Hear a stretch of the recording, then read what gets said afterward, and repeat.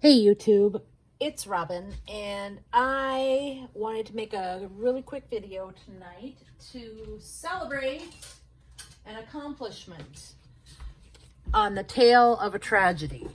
Got some happy mail today. I have been working really hard to make my little pocket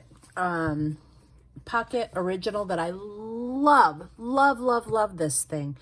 Been working really hard to make it work, and I wanted to get all of the things that I really wanted, and I have been scouring Etsy and websites and planner videos on YouTube and on Instagram looking for an insert that I wanted, which is pretty much the Hobonichi Weeks in pocket size.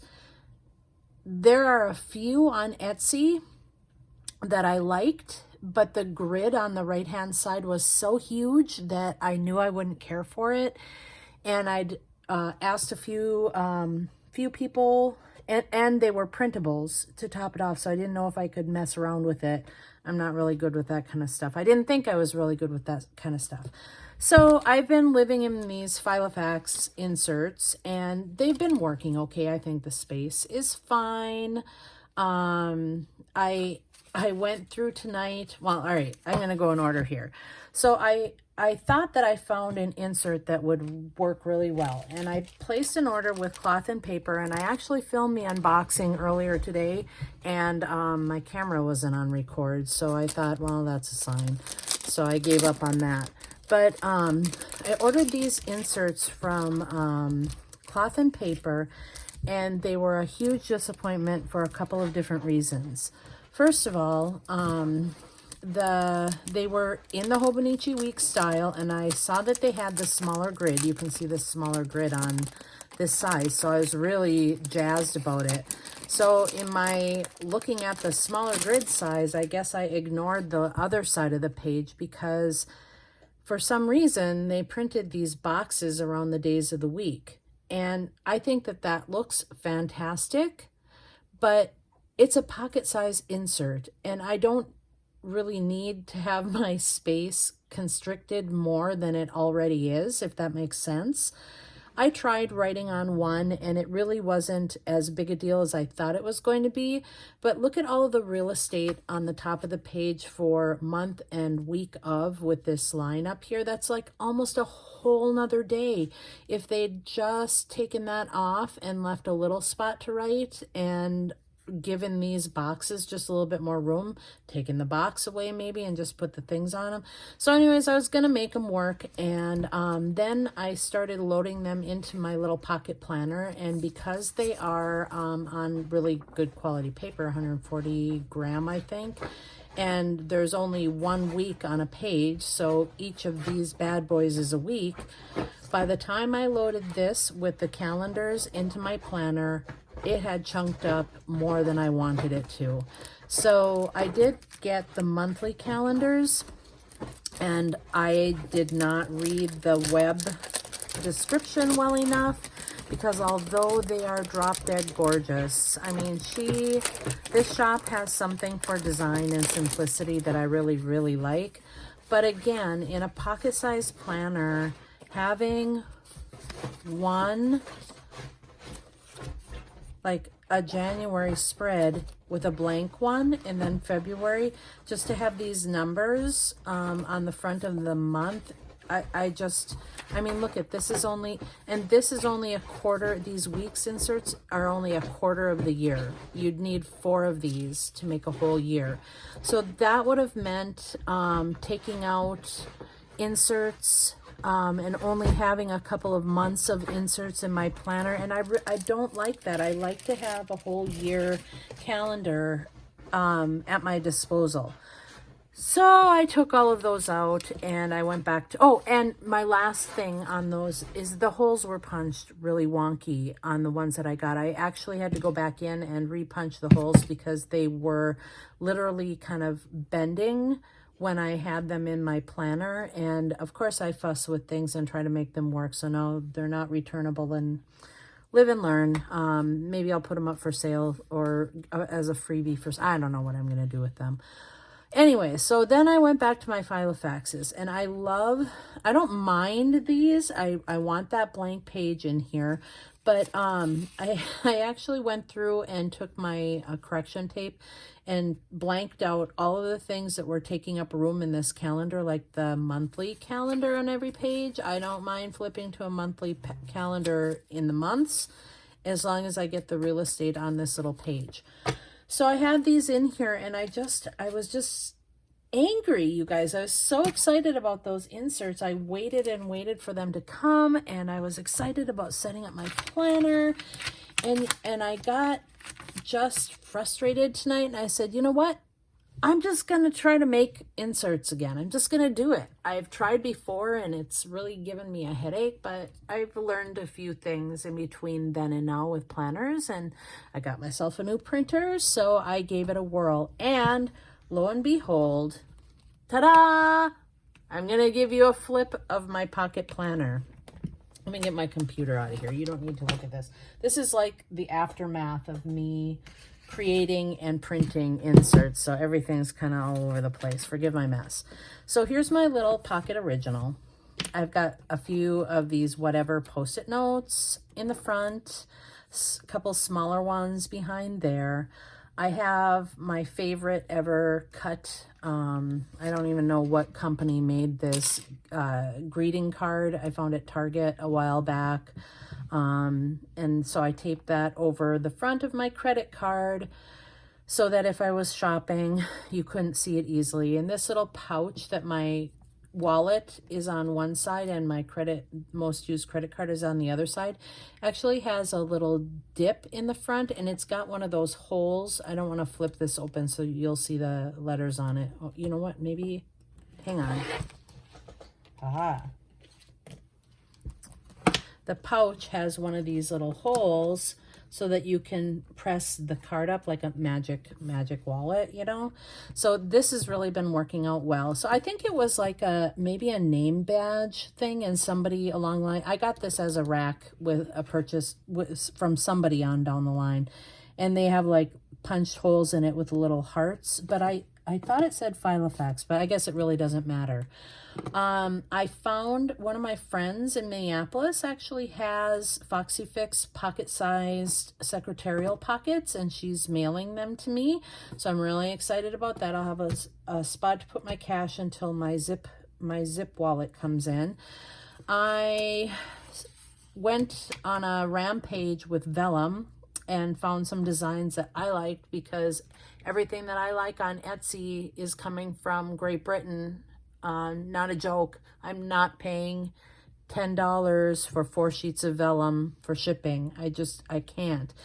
So maybe I'll reach out to the shop owners and see if they'll digitally give me permission to print their adorable vellum paper. But you know what? And then I thought, okay, you've got the design space on your iPad, you've got a Cricut machine, you've got vellum, you've got a nice printer, make your own damn vellum. So I did it. I made my own damn vellum, and I like it. This is from a package. I think it was a charger or some sort of electronic thing. I've got a grumpy bear on the back, and then more of that vellum that I like. I really like this vellum a lot. I made my own dividers out of Joanne Fabrics stencil paper. You go into the stencil area and they have blank sheets of plasticky stuff that you can cut your own stencils out. And I said, well, that's a divider in my world. These little tabs are the longer tabs. I cut them in half and rounded the corners, and I used that Dymo embossing label maker thing that's kind of all the rage right now, but I kind of like the simplicity of it. I don't know if that's going to stay or not. If it's really popular and everybody's doing it, I kind of tend to run the other way. So I don't know if those are going to stay, if I'll make something different. Another sheet of vellum with hearts on it. This is my inbox, so I've got some lined paper and some grid paper and some regular note paper, another piece of that vellum, la la la. And I love these little teardrop clips. I'm kind of on a roll with these teardrop clips. I got a order from Jet Pens, and I ordered some black ones. Can't see the black. Well, here's one out. have one out. The little guys. Well, just throw it around, Robin. So I ordered these black ones. I like them a lot. Okay, then after the notes comes the calendar, another piece of that vellum, divider, and then, I printed my own damn inserts. I did it, you guys. I figured out after watching a few videos on YouTube, and everybody was doing their inserts on Excel or on Microsoft Word, whatever the spreadsheet version of that is. And I neither of those are really comfortable for me, so I figured it out on Google Docs. I actually used Google Docs to make these, and I was really happy about it because it was comfortable for me.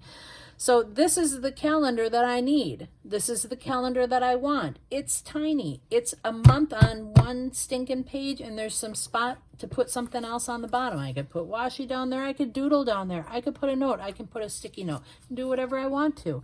And look, I figured out how, this is what the Post-it note extravaganza is all about. Like, okay, if I have a page and I can put 4, what do I need to put on the back? So, okay, February goes on the back of January. So I don't know. It was a trial and error thing. So I've got all of the year, even the months that have passed. And then because there's room on the sheet and I didn't want to waste my Tomoe River paper, I have January, February, March, and April of 2021 in here too. I haven't figured out how to get it to print this small to make a year on one page, or the 2021 calendar. I think I'll just keep this Filofax insert in here, or maybe, I don't know. I'll keep the Filofax. And then look, you guys, I did my weeklies the way that I like them. Ta-da! Look how simple. Look how beautiful. Tiny, tiny grid like the Hobonichi pages. I love it.